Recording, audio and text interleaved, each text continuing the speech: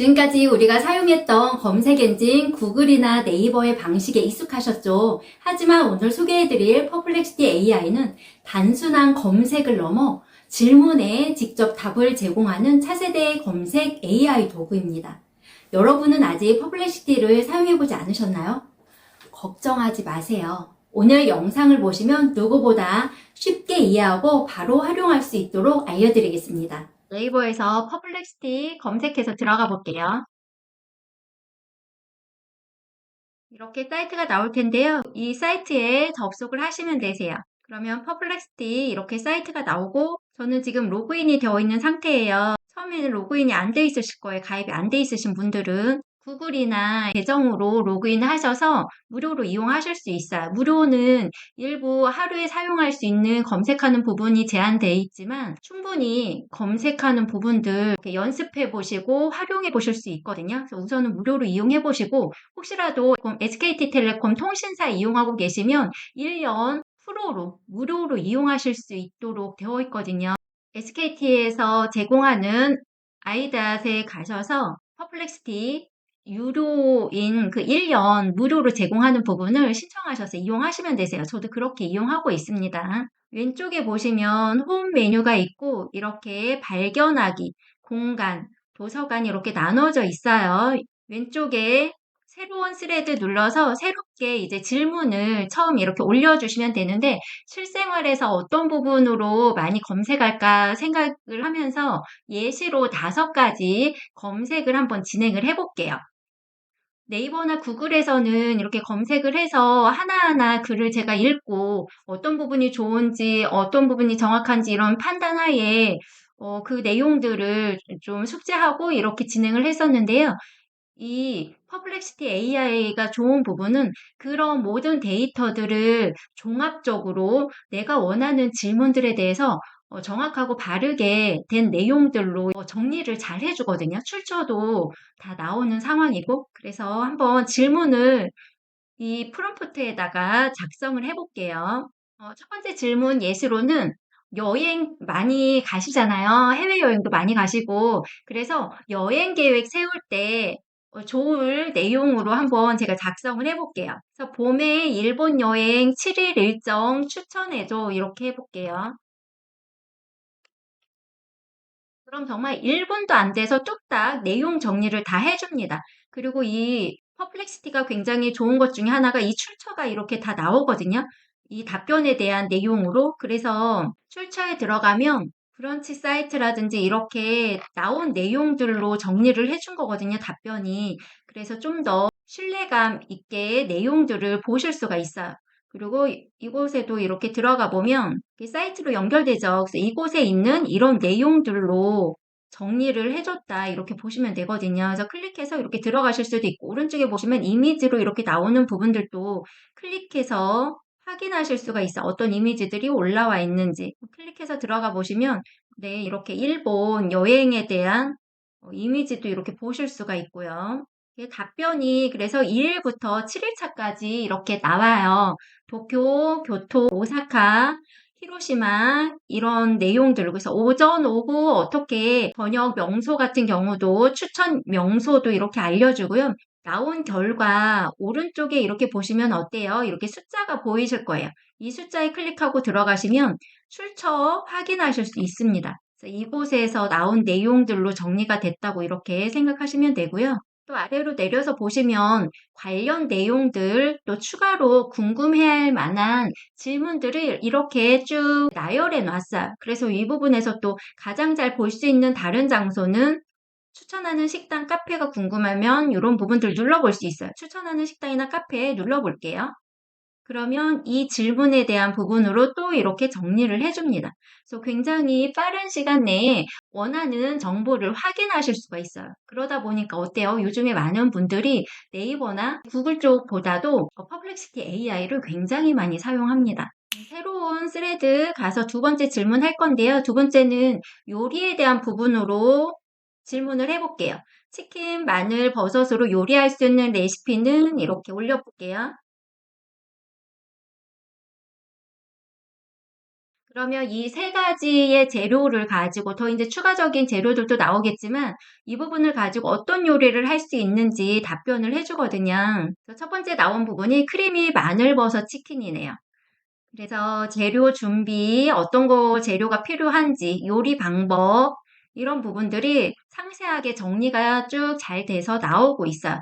그리고 출처도 나오기 때문에 이렇게 번호 클릭해서 정확한 정보나 이런 부분들을 확인을 원할 때 이렇게 연결돼서 넘어가서 확인하실 수도 있어요. 그리고 치킨 프리카세 이 부분도 있고요. 갈릭, 닭가슴살, 버섯볶음 이런 요리들을 할 수 있다고 쭉 알려주고 있어요. 마찬가지로 관련된 이런 부분들이 궁금하면 클릭해서 또 내용들 확인하실 수 있습니다. 이번에는 효율성 향상에 대한 부분으로 정보를 알아볼게요. 저희가 이제 곧 2024년 마무리가 되고 며칠 안 남았어요. 3일 뒤에는 1월 1일, 2025년 1월 1일이 되는데요. 새해 계획도 많이 세우실 거고 또 효율적으로 시간을 알차게 보낼 수 있을지 이런 부분들이 고민이 되실 거예요. 그래서 효율적으로 하루를 계획하는 방법, 이 부분으로 진행해 볼게요. 마찬가지로 이렇게 출처를 통해서 답변이 이렇게 쭉 나왔어요. 여기 보니까 유튜브에 대한 링크도 있네요. 클릭하고 들어가면 바로 이렇게 유튜브로 또 연결이 됩니다. 이런 나는 일 욕심도 하고 싶은 것도 많은 사람이다. 회사에서의 업무도 퇴근 후의 일상도 빼곡하게 채웠다. 답변을 좀 볼게요. 효율적으로 하루를 계획하고 시간을 관리하는 방법에는 이런 공통적으로 뭐 이런 부분들이 있다. 이렇게 얘기를 해주고 있고요. 공통적으로 목표 설정, 우선순위 정하기, 집중력 유지, 그리고 지속적인 개선이 필요하다. 이렇게 짤막하게 정리를 해주고, 첫 번째 어떤 부분이에요? 목표 설정과 우선순위 정하기. 그래서 그 부분에 대한 실천 가능한 부분들을 또 정리를 잘 해줬어요. 두 번째, 일일 계획 수립. 그래서 전날 저녁 계획 세우기. 시간 블로킹, 이 부분들도 좀 상세하게 11시부터 1시는 프로젝트 작업 이렇게 구체적으로 계획을 세워라 이런 내용들을 알려주고 있어요. 또 어때요? 할 일 목록을 이렇게 정해서 중요한 일을 먼저 기록하고 작은 일은 나중에 배치하세요. 이렇게 정말 친절하게 알려주고 있어요. 그쵸? 여기도 추가적으로 더 궁금하면 이 번호를 클릭해서 출처에 있는 자세한 내용을 확인하실 수 있어요. 블로그로 연결이 되고 있네요. 집중력 유지, 그리고 멀티태스킹 피하기. 왜냐면 한 번에 한 가지 작업에 집중해야지 이렇게 멀티태스킹을 하다 보면 오히려 생산성이 떨어질 수 있다. 이런 내용도 알려주고 있고요. 추가적인 팁도 이렇게 알려주고 있어요. 어때요? 틈새 휴식 활용하는 부분들도 산책이라든지 스트레칭으로 에너지를 충전하라는 내용도 알려주고 있어요. 체계적으로 내용을 정리해주고 또 추가 팁까지 이렇게 주니까 너무 좋죠. 관련된 다른 부분들도 궁금하면 클릭해보라고 이렇게 상세하게 5줄로 또 알려주고 있어요. 또 우리가 건강 정보도 굉장히 중요한 부분이잖아요. 우리가 생활함에 있어서 건강하게 지내야 하니까. 그래서 네 번째로는 간헐적 단식의 장단점에 대해서 물어볼게요. 글을 넣고 엔터를 치셔도 됩니다. 그러면 이렇게 출처 나오고 아래 부분에 답변을 또 해주고 있어요. 장점에 대한 부분으로 체중 감량 및 체지방 감소, 그리고 대사 건강 개선, 염증 및 산화 스트레스 감소, 이런 부분들 5가지 좋은 장점을 알려주고 있고요. 또 단점으로는 공복감 및 피로가 있을 수 있다. 그리고 영양 불균형 위험이 있을 수 있다. 과식 위험, 건강 문제 악화 가능성 이렇게 해서 그 단점을 또 5개 정리를 해줬네요.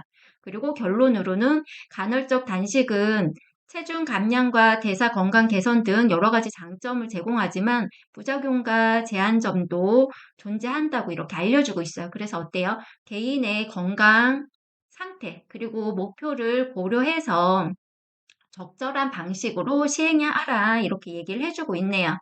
마지막으로 학습에 대한 역사에 대한 부분으로 질문을 넣어볼게요. 16세기의 주요 사건은 이렇게 물어볼게요. 이 화살표 누르면 이렇게 진행이 됩니다. 출처 이렇게 나오고 답변 나오고요. 세계사적 주요 사건 이래서 첫 번째 대항해 시대와 신대륙 발견, 두 번째 종교 개혁과 종교 전쟁 그렇게 해서 좀 더 상세하게 어떤 부분들이 있었는지, 주요 사건이 어떤 사건들이 있었는지 자세히 좀 알려주고 있고요.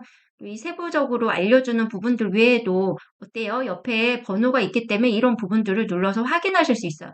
마우스 갖다 올려놓으면 어때요? 유튜브에서 나온 출처인지 어딘지 이렇게 볼 수가 있어요. 사이트명이 나오는 경우도 있고요.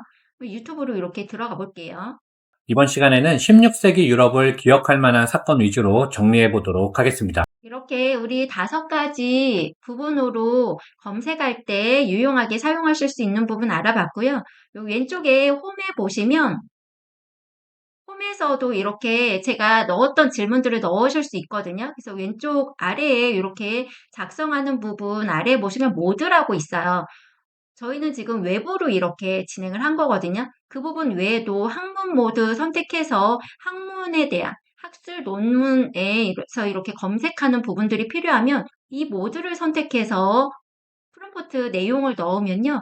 이 부분에 더 특화된 내용의 결과를 얻을 수 있어요. 이렇게 또 수학도 마찬가지예요. 방정식을 풀고 수치 답변을 찾고 이렇게 계산이 필요할 경우는 수학을 선택해서 이 모두로 물어보는 게 좋고요. 글쓰기 어때요? 우리가 블로그라든지 또 어떤 책을 낼 때 글쓰기에 대한 부분으로 도움을 받고자 하시면 이 모드를 선택해서 하시는 게 좋고 비디오 같은 경우는 동영상 발견 및 시청하기 그쵸. 이 부분으로 동영상 관련된 정보나 이런 부분들을 찾을 때는 비디오를 선택해서 이 모드로 한번 확인을 해보시고 마지막으로 소셜, 이 의견 검색이라든지 토론이라든지 이런 부분들로 데이터를 찾고자 하실 때는 소셜을 선택해서 프롬프트 넣어주시면 가장 좋습니다.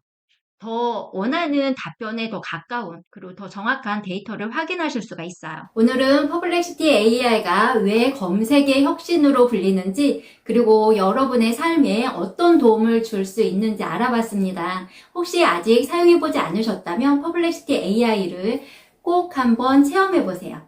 사용법이 간단할 뿐 아니라 검색의 새로운 가능성을 직접 느낄 수 있을 거예요. 이 영상이 유익하셨다면 좋아요와 구독 부탁드리고 퍼블렉시티 AI에 대해 궁금한 점이 있다면 댓글로 남겨주세요. 다음에는 더 흥미롭고 유익한 컨텐츠로 돌아오겠습니다. 지금까지 시청해주셔서 감사합니다.